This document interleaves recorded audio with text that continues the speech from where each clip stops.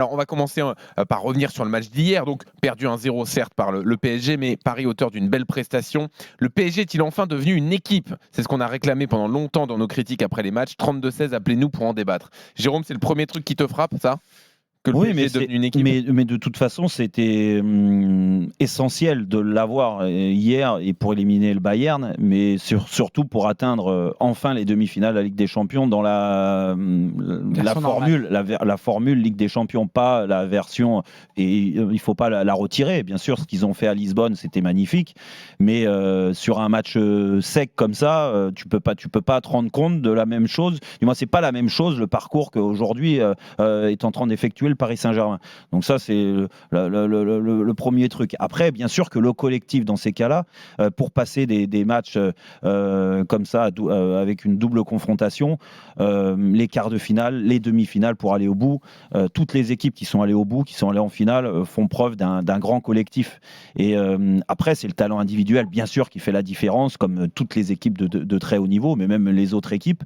Mais le collectif, l'ambiance, la solidarité, le schéma de jeu, le schéma tactique, tous avec l'entraîneur. Je pense que ça, c'est des choses qu'ils ont mis en place sur le match. Déjà à Barcelone, rappelle-toi, parce que la prestation elle est magnifique de certains joueurs, mais c'est surtout le collectif qui avait été bien meilleur pour gagner comme ça aussi largement au Nou Camp, même si l'équipe de Barcelone était pas la meilleure équipe du monde.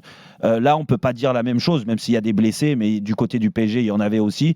C'était la meilleure équipe du monde en face, et le PSG a réussi à être au moins au même niveau que le Bayern collectivement. Oui, c'est pas comme le match aller où, même si on a mis des bémols sur la déferlante du Bayern, etc., mais il y avait moins de déséquilibre hier. Paris était même en première mi-temps au-dessus. Oui, mais sauf que la solidarité et le don de soi, c'est pas une question uniquement d'adversaire. Céder les uns les autres, un qui n'arrive pas à revenir parce que il vient de faire une action offensive, il a du mal, il pioche physiquement, et ben là il cède. J'ai vu des retours hier, mais comme au match aller, hein, c'est pareil. J'ai vu des mecs qui arrivent à se mettre le cul par terre, à aller au-delà même de leur niveau flagrant physique. Hier, Jérôme, au match aller. C'est plus flagrant. Pourquoi? Moi, je parce pense que au match aller, t'es acculé, donc tu vois pas forcément les efforts. Oui, et puis il y a surtout des joueurs qui retrouvent un super niveau physique. Dire Neymar, alors même s'il y a 6 jours, c'était le match à Munich, il revenait quand même d'une longue absence. C'est normal qu'à l'heure de jeu, et on l'avait senti au match aller, il piochait, il faisait beaucoup moins d'efforts. Hier, il a été bien en jambes quasiment tout le match, même si ça a été moins bien le dernier quart d'heure. Mbappé, Di Maria.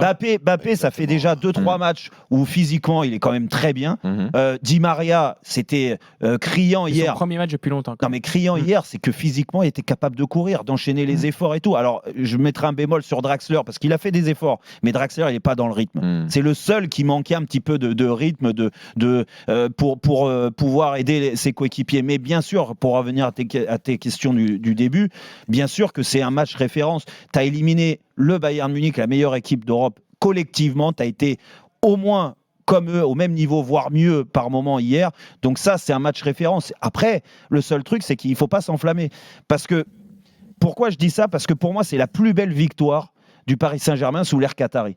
Ouais. Ils avaient jamais rencontré un adversaire aussi fort. Peut-être en 2015 avec Barcelone, quand Barcelone a gagné avec des champions, il n'y a pas eu de match. C'est la plus belle victoire, la plus belle qualif en fait, sur aller-retour. Voilà. Et c'est pour ça que c'est un match référence. Mais après, attention, quand je te dis ça, c'est parce que dans l'approche de ce match, de cette double confrontation, je pense que psychologiquement, les joueurs se sont sentis en danger des Parisiens. Et le Paris Saint-Germain, même les stars, ils se sont dit, si on ne se fond pas dans le collectif, si on ne forme pas une vraie équipe, on est mort. Donc toi, tu as un doute. Est-ce qu'ils auront le même état d'esprit dans un match plus abordable? J'attends de voir. J'espère qu'ils se sont servis de ça, qu'ils vont se servir de ça, parce que c'est fantastique ce qu'ils ont réalisé pour pouvoir le refaire, même ne serait-ce qu'en championnat. Mais ça, sur la Champions League, j'ai pas cette inquiétude. Je vais laisser Adil, mais j'ai pas cette inquiétude sur la Champions League. Pourtant, sur les années d'avant, c'est ce qu'on a ressenti.